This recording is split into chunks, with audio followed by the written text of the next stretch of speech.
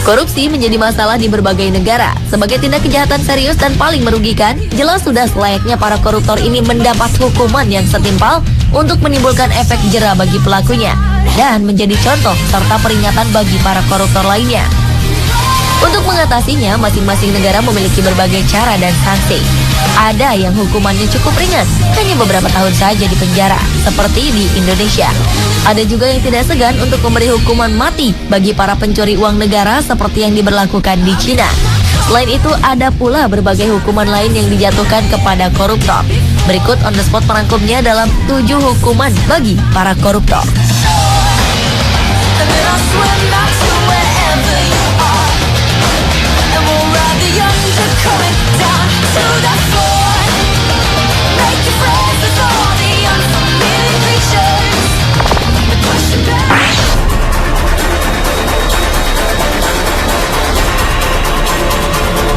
Ulah demonstran Ukraina ini menjadi perhatian dunia. September 2014 lalu, mereka menggandeng politisi Vitaly Zurovsky menuju tempat sampah, lalu membuang sang politisi ke dalamnya. Vitaly tak mengalami cedera apapun. Namun, perasaan politisi ini terguncang hebat setelah sekelompok demonstran melemparnya ke tempat sampah besar di luar gedung parlemen Kiev. Awalnya, Vitaly berpakaian rapi, mengenakan kemeja putih dibalut jas hitam, menenteng tas kerja berwarna gelap, berjalan melewati kerumunan para pendemo. Video lainnya menunjukkan sekelompok pria berteriak ke arahnya, lalu melemparnya ke tempat sampah dengan bagian kepala terlebih dahulu. The emotions are running high because Parliament was set to vote on a vetting law, an anti-corruption, it's called lustration law, which people hope will be able to. Saat Vitaly meminta massa tenang, sebuah ban bekas dilempar ke dalam tempat sampah dan mengenai kepalanya. Seorang demonstran memegangi kepala Vitaly, mencegahnya agar tidak melarikan diri dari tempat sampah. Vitaly adalah mantan anggota partai mantan Presiden Viktor Yanukovych yang dilengsarkan paksa Februari lalu setelah menolak menandatangani Fakta Uni Eropa yang memicu protes di seluruh negeri. Ia juga tidak populer di kalangan pemilih setelah ia mengusulkan tindakan keras terhadap legislator anti pemerintah. Ia disebut-sebut sebagai politisi yang korup dan menjadi rezim pro-Rusia.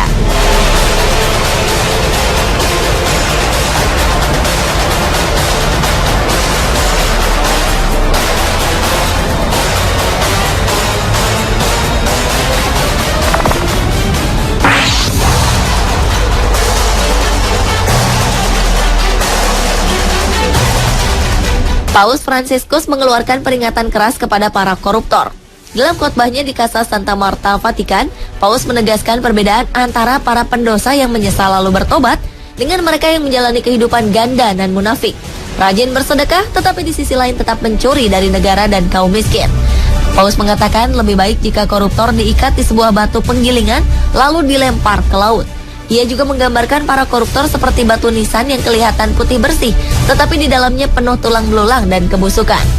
Paus Fransiskus juga menyebutkan bahwa orang tua yang mencari nafkah dengan menerima suap telah kehilangan harga dirinya, dan makanan yang mereka beri kepada anak-anak mereka disebut roti yang kotor. Khotbah Paus Fransiskus disampaikan di tengah kerasnya melawan korupsi dalam tubuh Vatikan. Dan pada Mei lalu, Direktur Bank Vatikan dipecat karena diduga terlibat korupsi dan skandal pencucian uang.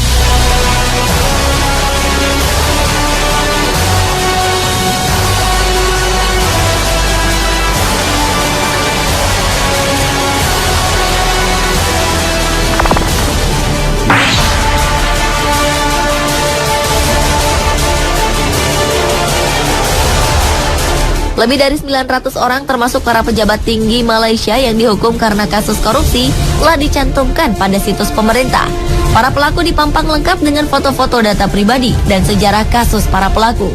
Database para pelaku korupsi dalam bahasa Melayu dan Inggris dipublikasikan di portal resmi Komisi Anti Korupsi Malaysia, MACC, untuk mengingatkan semua orang untuk tidak menerima atau memberi suap. Profil para pelaku korupsi dan suap ini mulai dibuat pada 1 Januari 2010 dan terus diperbaharui setiap 3 tahun sekali.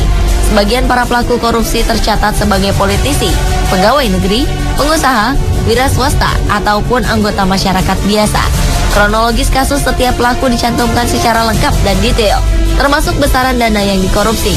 Beberapa pelaku mengeluh bahwa database mereka yang disebarluaskan ke publik telah mempermalukan mereka. Namun pemerintah menegaskan bahwa masyarakat harus dididik akan seberapa seriusnya pelanggaran korupsi. Kira-kira seberapa panjang ya daftar pelaku korupsi di Indonesia jika dipampangkan seperti ini?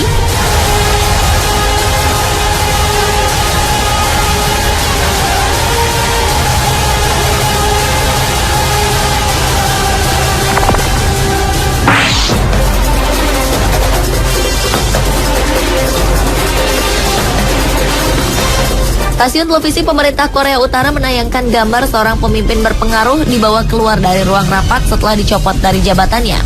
Jang Song-taek, paman dari pemimpin Kim Jong-un, dibawa oleh pengawal berseragam dari rapat.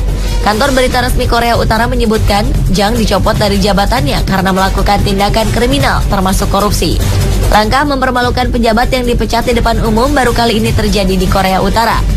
Berita tentang pencopotan Jang ini pertama kali dilansir oleh media Korea Selatan. 2 pembantu dekat Jang dilaporkan sudah dieksekusi karena korupsi. Jang yang menikah dengan kakak Kim Jong-il sempat dilihat oleh pengamat memiliki pengaruh politik yang kuat di belakang layar. Ia memegang jabatan kunci di Partai Komunis serta Komisi Pertahanan Nasional, dan pengaruhnya semakin meningkat setelah Kim Jong-un berkuasa.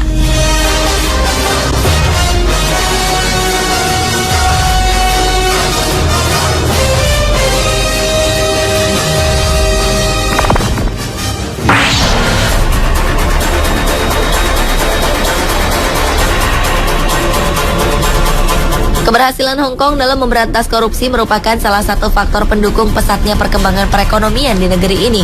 Pada tahun 1960-an, negara ini termasuk negara paling korup dan terparah di dunia.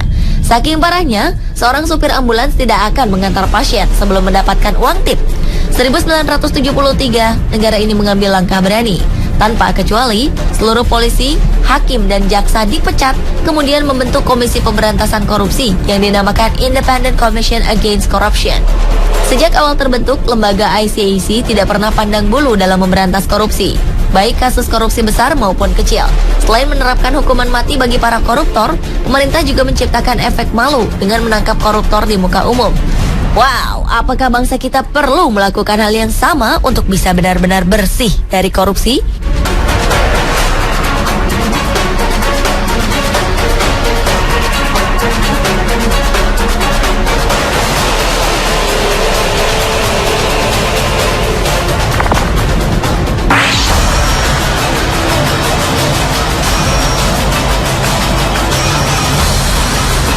Tokoh politik ternama Cina, Bo Xilai, diusir dari negaranya karena skandal korupsi yang dilakukannya. Mantan pemimpin Partai Komunis ini dianggap telah mempermalukan seluruh negara dengan tindakannya.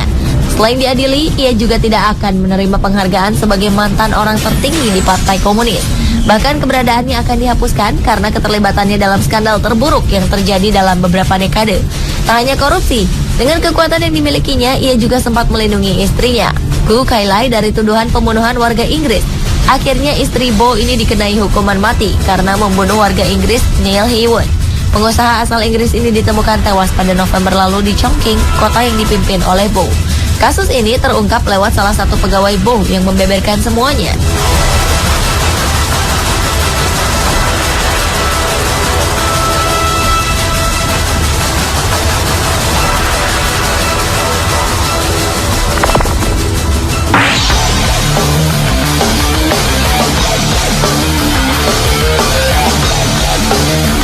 Manajemen Rumah Sakit Dr. Karyadi Semarang meminta salah seorang pasiennya yang juga terdakwa kasus dugaan korupsi, Satrio Teguh Subroto, untuk segera meninggalkan rumah sakit karena diduga memanfaatkannya untuk menghindari hukuman kurungan. Pejabat rumah sakit mengatakan bahwa Satrio telah dinyatakan sehat oleh dokter dan harus segera meninggalkan rumah sakit. Awalnya, terdakwa kasus dugaan korupsi proyek pengadaan taman di Jalan Ade Sucipto, Solo ini harus menjalani operasi. Setelahnya, kondisinya semakin membaik, hingga ia dinyatakan sudah bisa pulang. Anehnya, Satrio selalu menolak dan tidak bersedia kembali ke tahanan. Pihak rumah sakit akhirnya memberi waktu 3 hari untuk ia menyiapkan kepulangannya dari rumah sakit. Jika tak kunjung keluar, maka pihak rumah sakit akan mematikan seluruh fasilitas di rumah sakit, termasuk listrik.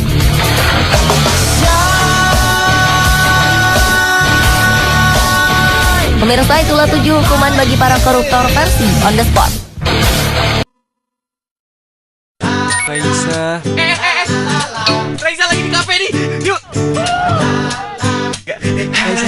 Hai Raisa.